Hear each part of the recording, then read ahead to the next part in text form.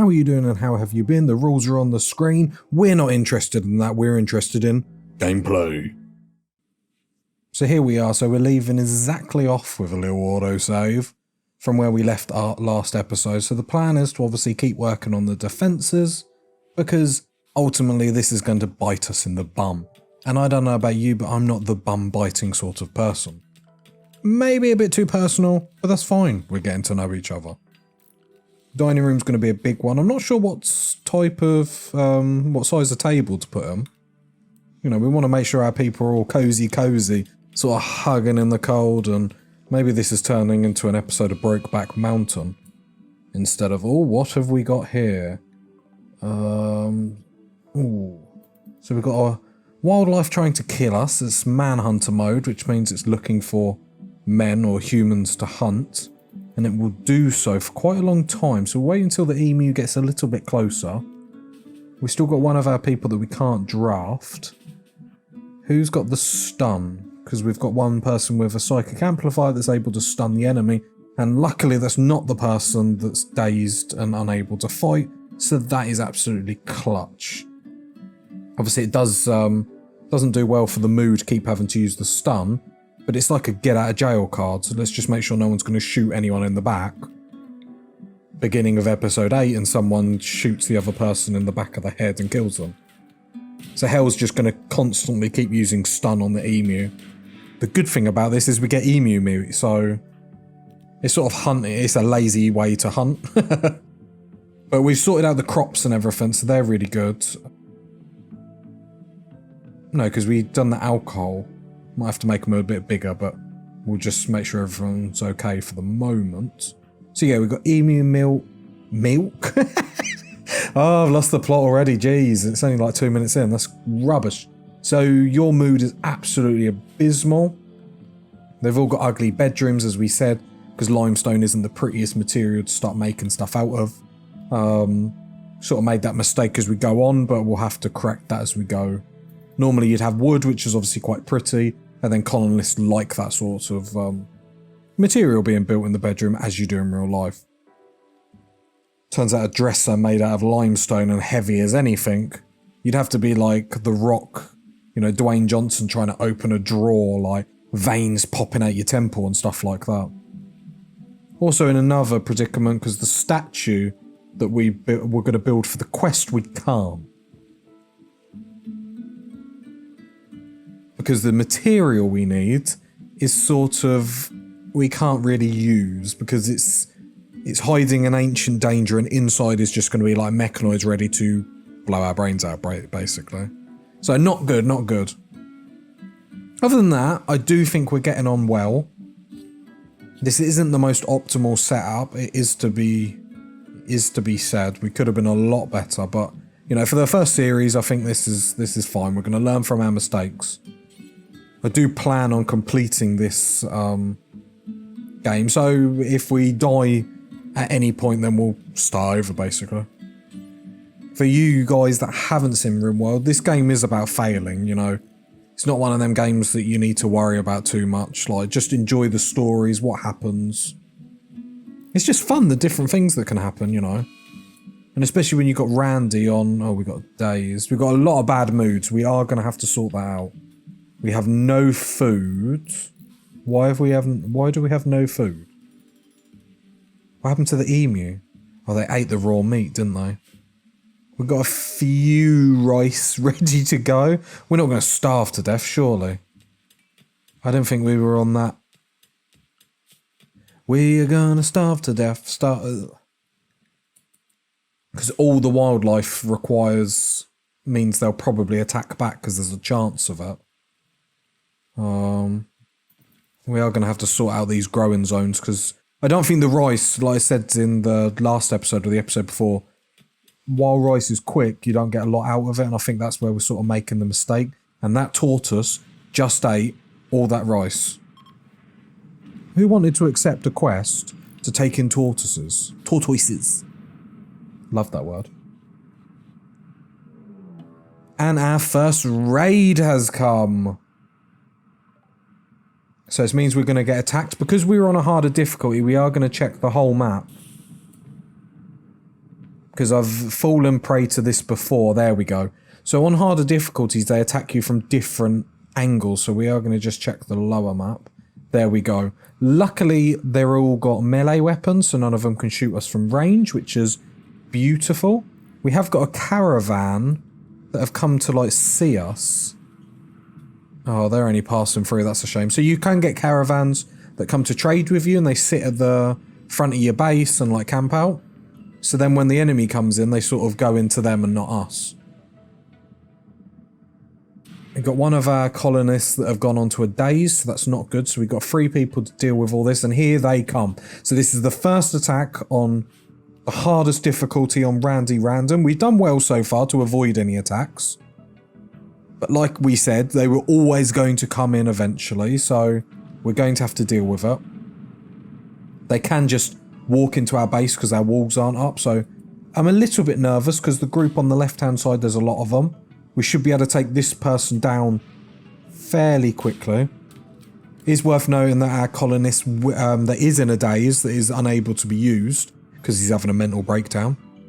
You can blame me if you want, but it's his fault. Is the one that's got the psychic amplifier to stun people. So we're not able to do any of that fancy dancy stuff. We are just going to have to hopefully shoot them before they get close. On these harder difficulties, you will have casualties, and it's more about how you deal with them casualties. So that's why I said don't be too disheartened if you try this game and, like, someone gets incapacitated or hurt or something. It is part of the game, and it's how you deal with that. There's no getting around it. So we've got 4 people, so they outnumber us. It's just whether we can outshoot them. I don't want them to start doing massive damage to our base, though. That's the problem. And one of the tortoises has died. Wow, wow, wow, wow, wow. I knew it was going to happen. So we're not going to... so we're going to have a bad mood modifier with the royalty tribe. Oh, now they're killing Tease the Monkey. Run, Tease the Monkey's down. Great. Yeah, we're going to get a negative relationship boost with them because of that, and because we can't finish the statue. And if it gets too low, they will attack us, and they attack us.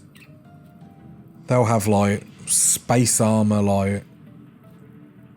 Yeah, basically just stay away.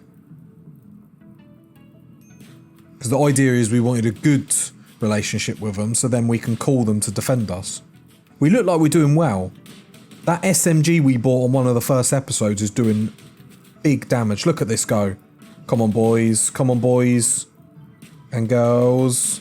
They're running away. Brilliant. That's me clapping, by the way. I felt the need to explain that. We dealt with that really well. Now we've got the job to see if any of these people do we want to try and recruit.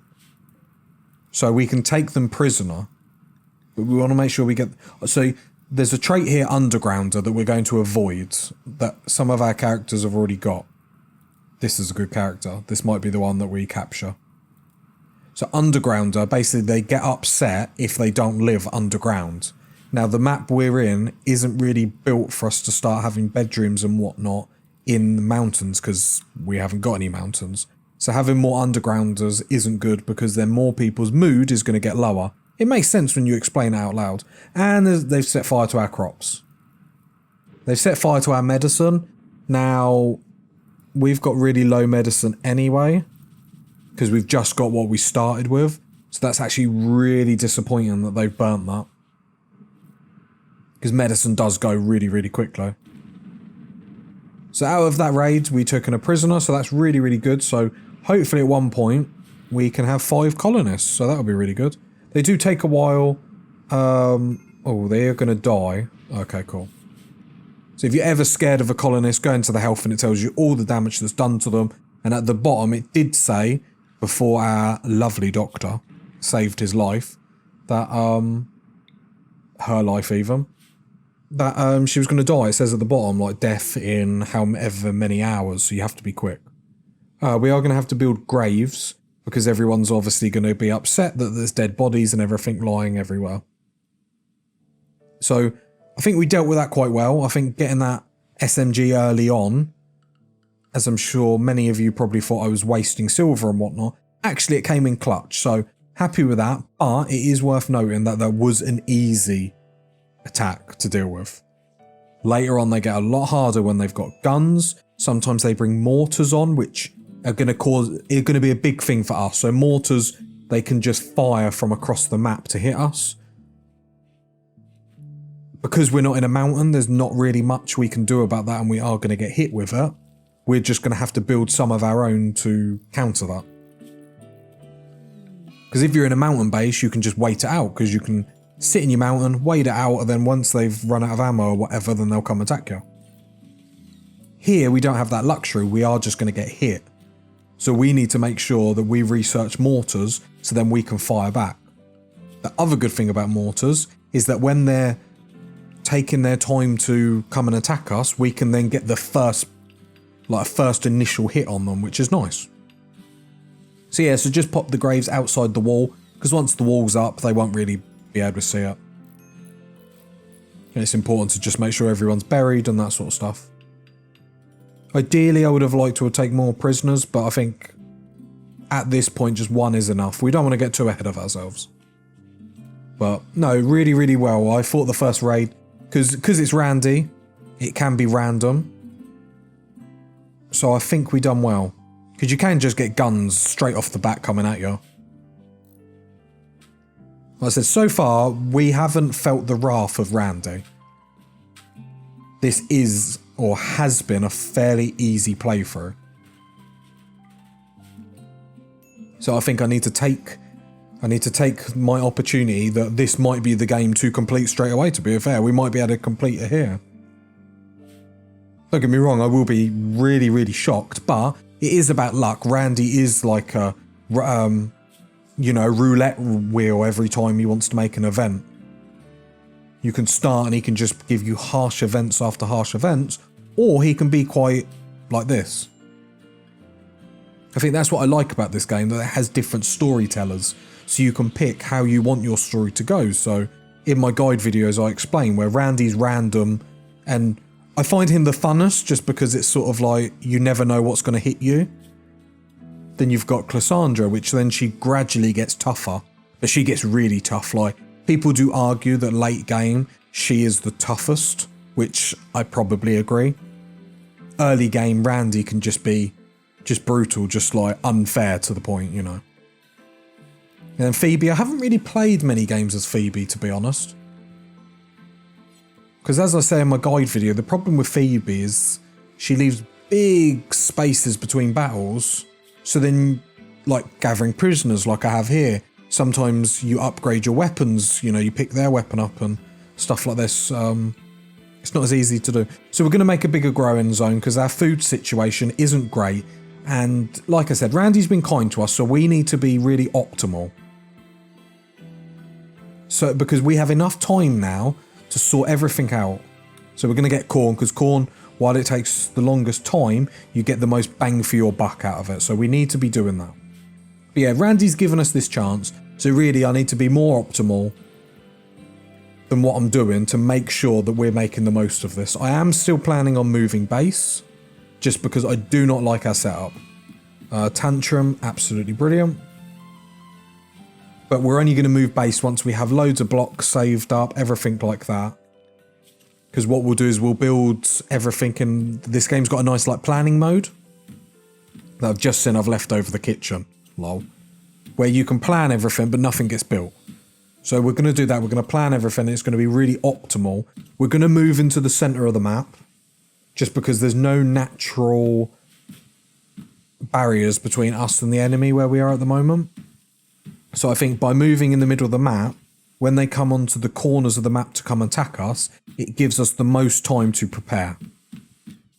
You know, because we're further away from the enemy. I think that's the way to go, I don't know.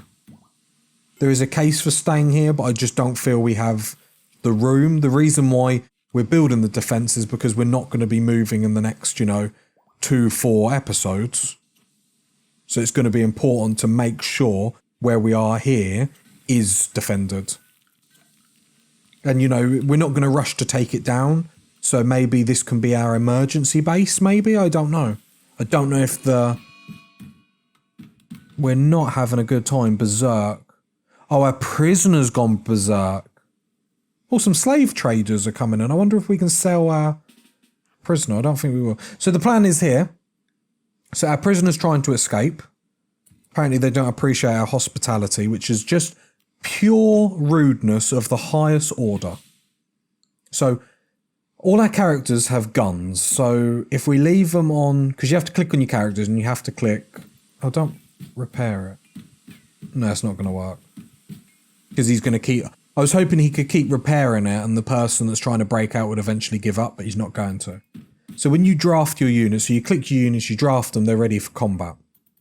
The problem is they've all got guns equipped, so they are going to shoot this person.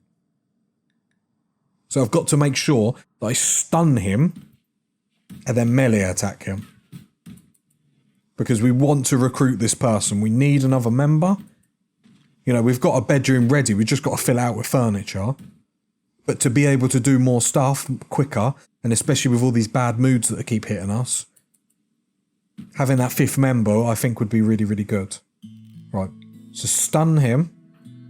Right, and then I want you to run in and then melee attack him. Punch him in the face. No, don't shoot. No, stop shooting. Right, stun him again because I don't want our colonists getting hurt. Really prefer if you weren't shooting them. There we go. Brilliant. We sorted that out. Capture. Why can't we capture? Because there's not a door to the room, so we need to quickly build a door. So if there's no prisons, because you have to click on the bed and manually click prisons at the bottom of the screen. If there are no prisons, then obviously there's nowhere to put them. So that's not good. Yeah, make sure we put a limestone door. We got a tiny bit of wood. We've got 1 meal. Not the best episode for being optimal. All I've talked all episode is about being optimal. And I've been nothing close to optimal. But yeah, I'll do them plans sort of, because you can do them plans on like the pause screen. So next episode, I'll try and get them plans. I'm pretty sure I said I was going to do this before and never did. So don't be surprised. Might see if the slave traders will take the prisoner and how much they would take them for. But they might just sell prisoners rather than buy them. Right, now capture, because there's a room. Brilliant. Right, who's our best social? Right, will they buy him? Just curious to see what price they would buy him at. No, so they only sell people. Is there any way we could get someone? What if we sold... What do you look like?